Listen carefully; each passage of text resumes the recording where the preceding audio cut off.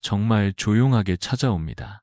건강하다고 믿었던 습관이 어느 날 갑자기 우리의 삶을 뒤흔들 수 있습니다. 수원에 사시는 68세 박 선생님의 이야기는 아직도 제 가슴을 무겁게 만듭니다. 그분은 평소에 건강관리에 매우 철저하셨습니다.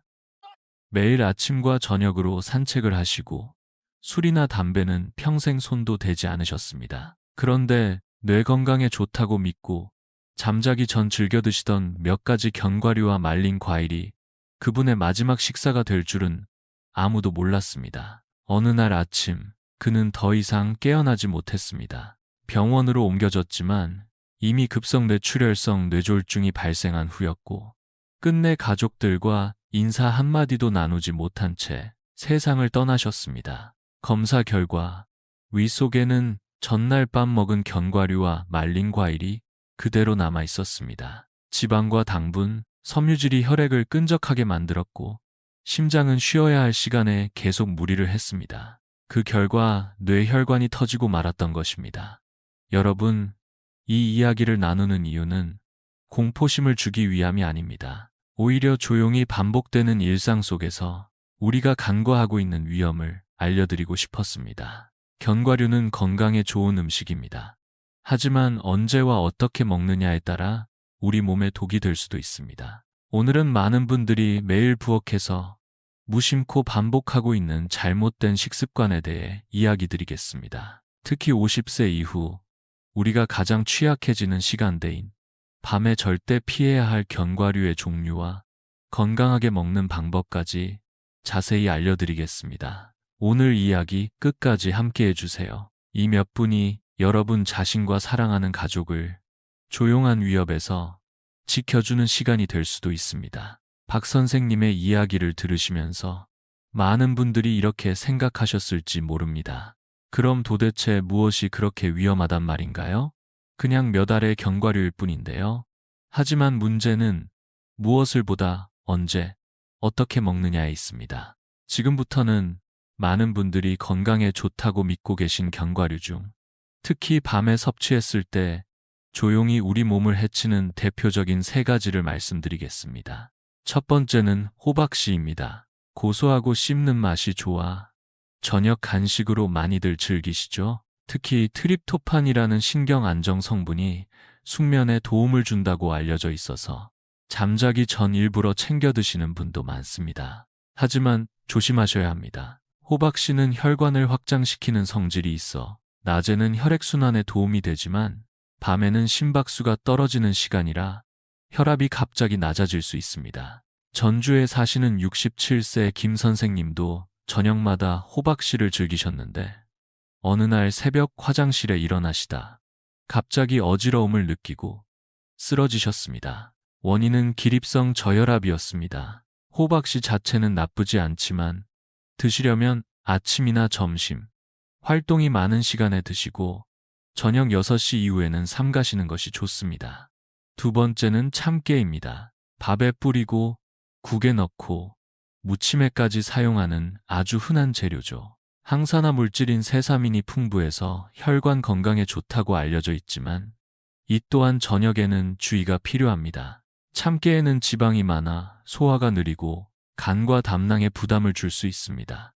저녁마다 밥에 참깨를 뿌려 드시던 64세 이 여사님은 자주 속쓰림과 불면을 겪으셨습니다.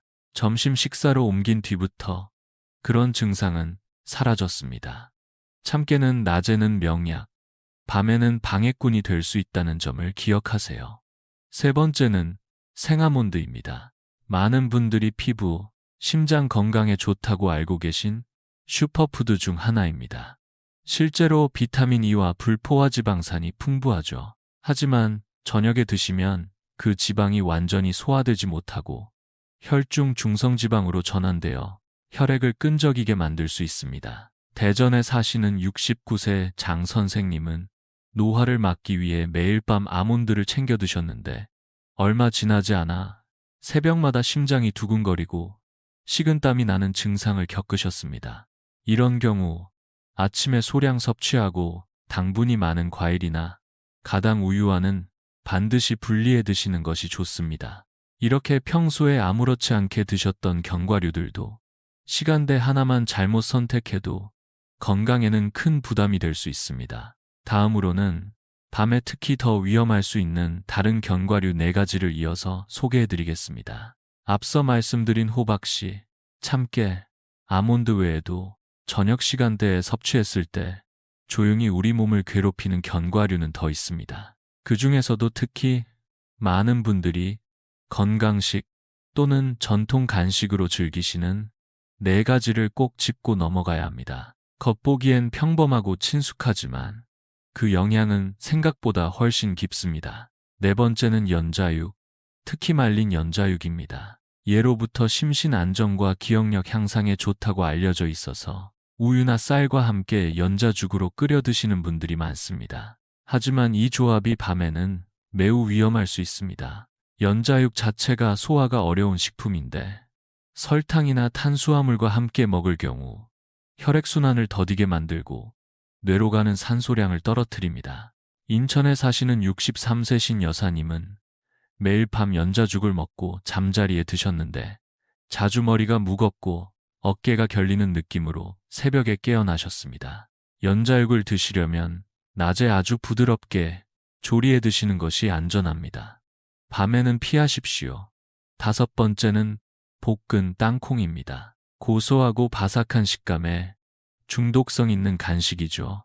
하지만 오메가6가 매우 많이 함유되어 있고 소금에 절여져 있는 경우가 대부분입니다. 밤에 섭취하면 혈액량을 증가시키고 수면 중 정상적으로 낮아져야 할 혈압을 높인 채 유지시킵니다. 수원에 사시는 72세 황 선생님은 매일 저녁 뉴스를 보면서 땅콩 한 줌을 드시는 습관이 있었는데 아침마다 눈이 붓고 두통이 자주 나타났습니다. 특히 간식처럼 무심코 손이 가는 땅콩이 실제로는 혈압을 서서히 올리는 원인이 될 수 있다는 것 꼭 기억해 주십시오. 6번째는 군밤입니다. 겨울철이면 더욱 생각나는 달콤하고 따뜻한 별미죠. 그러나 밤은 흰쌀밥처럼 당질이 많은 탄수화물입니다. 저녁에 섭취하면 혈당이 조용히 올라가고 당화 혈색소 HbA 일시 수치도 서서히 상승할 수 있습니다. 부산에 사시는 65세 조 여사님은 단 음식을 거의 드시지 않았는데도 혈당이 높게 나와 당황하셨습니다. 이유는 매일 밤 간식처럼 드셨던 군밤 5알이었습니다. 밤은 아침에 조금만, 가능한 삶거나 굽되 설탕이나 버터를 곁들이지 않는 것이 좋습니다.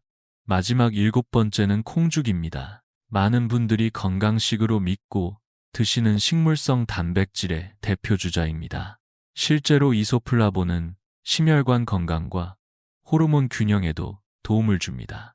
하지만 저녁에는 이야기가 달라집니다. 콩은 소화에 시간이 오래 걸리고 특히 죽으로 드실 경우 위장을 더부룩하게 만들고 가스를 생성해 수면을 방해할 수 있습니다. 광주에 사시는 70세 백 선생님은 매일 저녁 콩죽을 드셨는데 새벽 3, 4시 사이에 가슴이 답답하고 불안한 상태로 자주 깨어나셨습니다. 아침에 삶은 콩을 적당히 섭취하는 것으로 바꾸자 상태가 훨씬 좋아지셨습니다.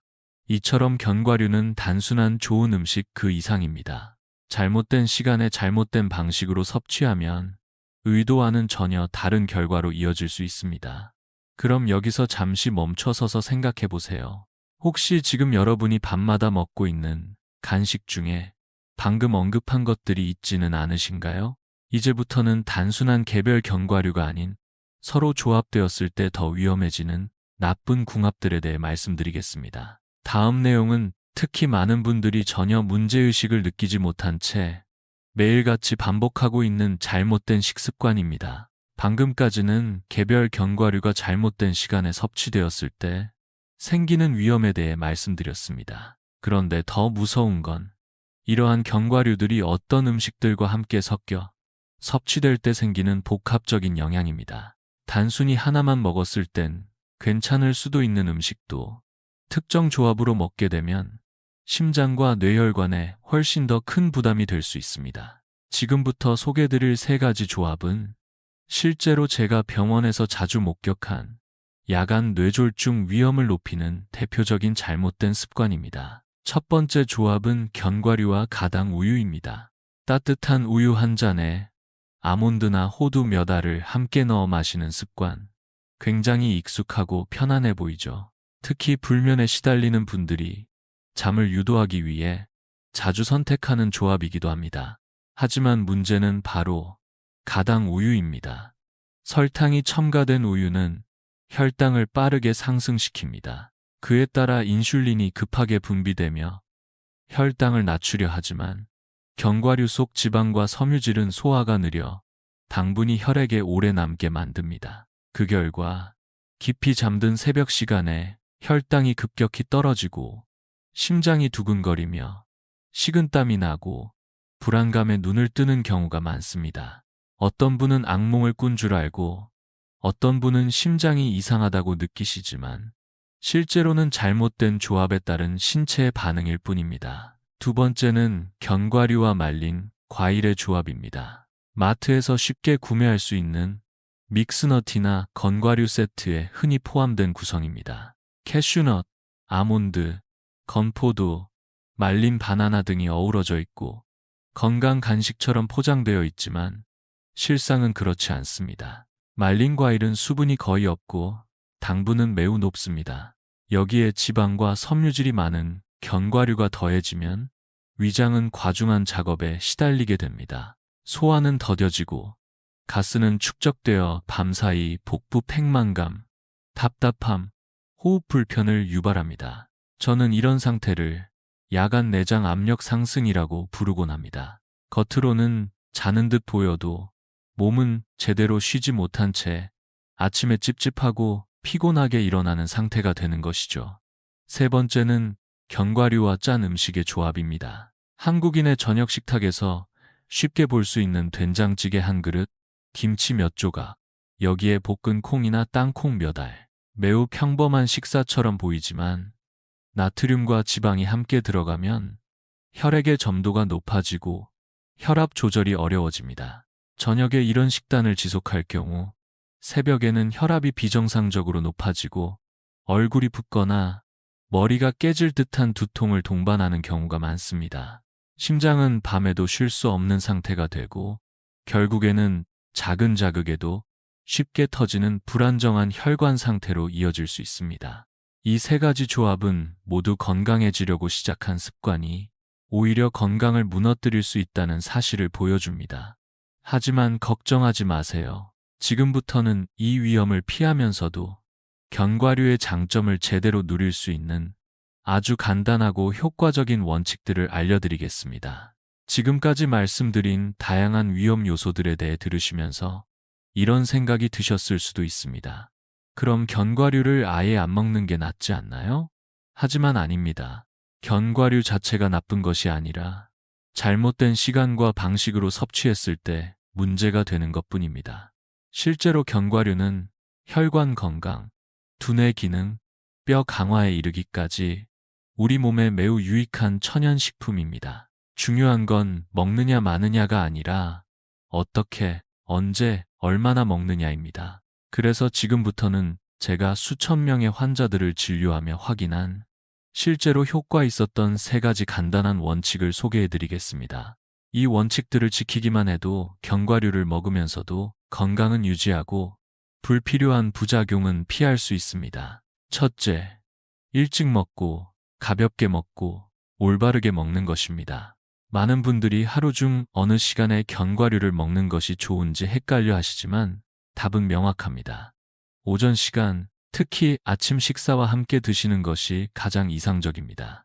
이 시간대는 위장과 간, 췌장 기능이 활발하고 신진대사가 높아 지방과 단백질을 소화하기에 적합하기 때문입니다. 반대로 저녁은 몸이 쉬어야 하는 시간이므로 소화가 느린 견과류는 심장과 간에 부담을 주기 쉽습니다. 그리고 많이보다는 정확하게 드셔야 합니다. 큰 견과류 호두, 아몬드는 하루 10-15알 정도, 작고 가벼운 종류께 콩은 한 큰술 정도면 충분합니다. 둘째, 견과류는 주식이 아니라 보충식이라는 점을 기억해야 합니다. 종종 체중 관리를 위해 밥 대신 견과류만 드시는 분들이 계시는데 이는 매우 위험한 습관입니다. 견과류는 단백질과 지방은 풍부하지만 복합 탄수화물이나 섬유질, 수용성 비타민은 부족합니다. 주식을 거르고 견과류만 섭취하면 초기에는 괜찮아 보여도 장기적으로는 피로, 기억력 저하, 면역력 약화 등이 나타날 수 있습니다. 더욱이 앞서 언급한 말린 과일이나 가당 우유와 함께 먹는다면 그 영양은 배가 됩니다. 견과류는 밥을 대신하는 음식이 아니라 밥을 보완해주는 음식이라는 것을 잊지 마세요. 셋째, 식사 후에는 반드시 일어나서 가볍게 걷거나 움직이기입니다. 이 원칙은 특히 노년기에는 더 중요합니다. 식사 후 위장에 혈류가 몰리면서 심장의 부담이 커지고 소화가 느려지기 때문에 움직이지 않으면 가스가 차고 더부룩함이 생기기 쉽습니다. 하루에 운동을 따로 하시지 않더라도 식사 후 10분 정도 산책하시거나 실내에서 스트레칭을 하시는 것만으로도 혈액순환이 개선되고 수면의 질도 좋아집니다.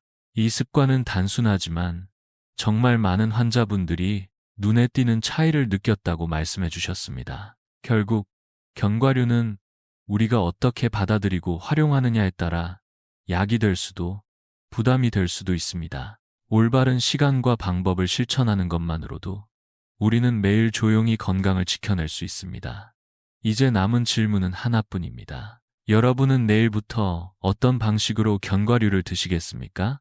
지금까지 견과류를 올바르게 먹기 위한 3가지 원칙에 대해 살펴보았습니다. 하지만 실제 생활에서는 언제, 어떤 방식으로 식단에 견과류를 포함해야 할지 막막하다는 분들이 많습니다. 그래서 지금부터는 하루를 기준으로 아침, 점심, 오후, 저녁 시간대별로 견과류를 가장 효과적으로 활용할 수 있는 방법을 구체적으로 안내드리겠습니다. 실제로 제가 수많은 환자분들께 제안했던 방법이며 실천 후 긍정적인 변화를 경험한 사례도 매우 많습니다. 먼저, 아침은 견과류를 섭취하기에 가장 이상적인 시간입니다. 밤사이 회복 활동을 마친 몸은 새로운 에너지와 영양을 필요로 하며 위장도 활발하게 작동합니다. 이 시간에는 호두, 아몬드, 삶은 콩과 같은 심혈관 건강에 도움을 주는 견과류를 추천합니다.